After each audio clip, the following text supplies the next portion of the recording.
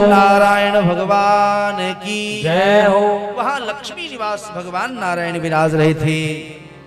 जैसे नारद जी पहुंचे, प्रणाम किया, भगवान श्रीमन नारायण उठ करके हर्ष में भर गए और श्री नारद जी को अंक में भर लिया।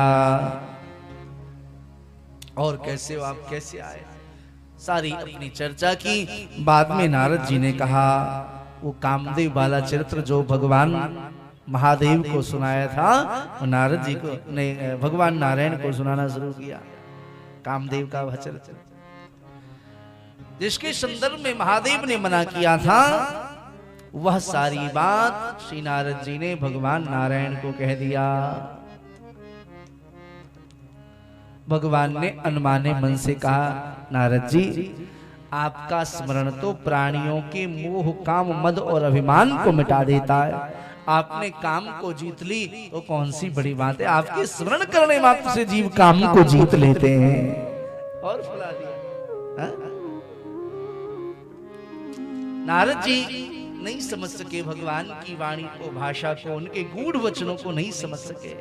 हा? नारद जी का अहंकार और बढ़ गया। नारद कहे सहित अभिमाना, कृपा तुम्हारे सकल भगवाना। कह तो रहे सब आपकी कृपा है, लेकिन अहंकार में कह रहे हैं। एक वाणी होती है ना, अहंकार। करुणा निधि मन दीख विचारी, और अंकरे गर्भ तर भारी। भगवान श्रीमन नारायण जान गए, इतने उच्च कोटि के साधक श्री नारद जी को कामदेव के जीतने का अहंकार हो गया।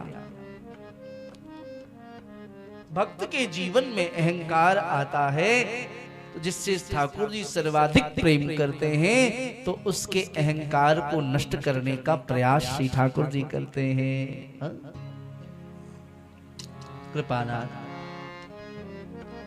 अपने भक्त के अहंकार को मिटाने के लिए भगवान ने अपनी माया को प्रेरित कर एक सुंदर तमाशा की एक रचना किया।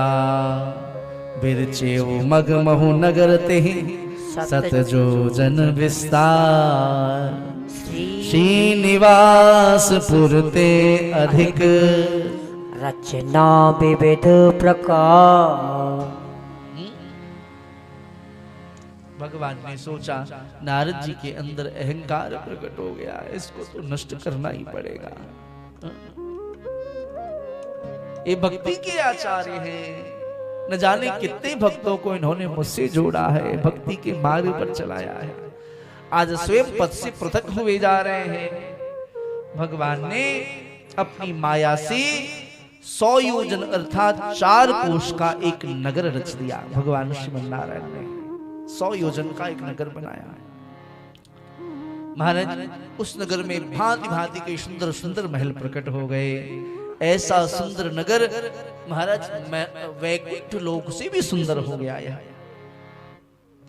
महाराज उस नगर के जो निवास करने वाले नर नारी हैं, वह कामदेव और रति से भी अधिक सुंदर दिखाई दे रहे हैं।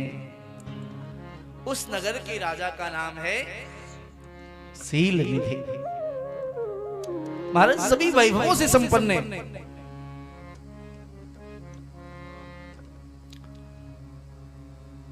शील निधि के यहां पर विश्वमोहिनी नाम की एक सुंदर रूपवती कन्या थी। ये सब माया का प्रभाव है कुछ नहीं। शील निधि के यहां एक विश्वमोहिनी नाम की एक सुंदर कन्या बड़ी हो गई। शील निधि ने विचार किया, इनका विवाह होना चाहिए, तो सुंदर स्वयंवर का आयोजन किया गया। जगत के जितने भी श्रेष्ठ विशिष्ट राजा थे, उस सब पधारे उसमें। उसी नगर में श्री नारद जी महाराज भी पहुंच गए, भगवान की माया के वशीभूत होकर के महल में पधारे। महाराज शील निधि ने श्री नारद जी का खूब स्वागत किया, आदर किया। आनि दिखाई नारदहि भूपत राजकुमार, कहो नाथ गुण दोष सब एहि के हृदय विचार, एहि के हृदय विचार।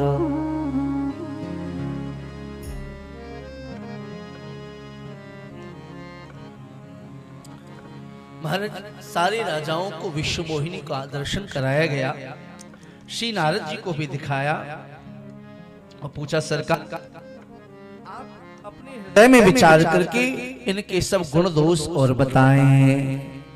श्री नारद जी ने जैसे ही विश्व मोहिनी के रूप को देखा सारा वैराग्य भूल गए। संसार असार है, इसमें कोई सार नहीं, ये सारी प्रकृति नासवान है, नेत्र से दिखने वाले विषय विषंगा कुलधियः क्षणार्धम क्षेमार्धम। संसार सार, इसमें कोई सार नहीं। नारद जी भूल गए, जैसे उसके रूप लावण्य को देखा नारद जी के वैराग्य की एक सीढ़ी खिसक गई। चिंतन करने लगे यह कन्या मुझे प्राप्त हो जाए तो कितना अच्छा हो। मन में बड़े हर्षित हुए, परंतु प्रकट रूप से कुछ नहीं कहा। अब उस रूप को देखते उसके चिंतन में पड़ गए। और गीता जी में भगवान कहते हैं ध्यायतो विषयान् पुंसः संगस्ते सोपजायते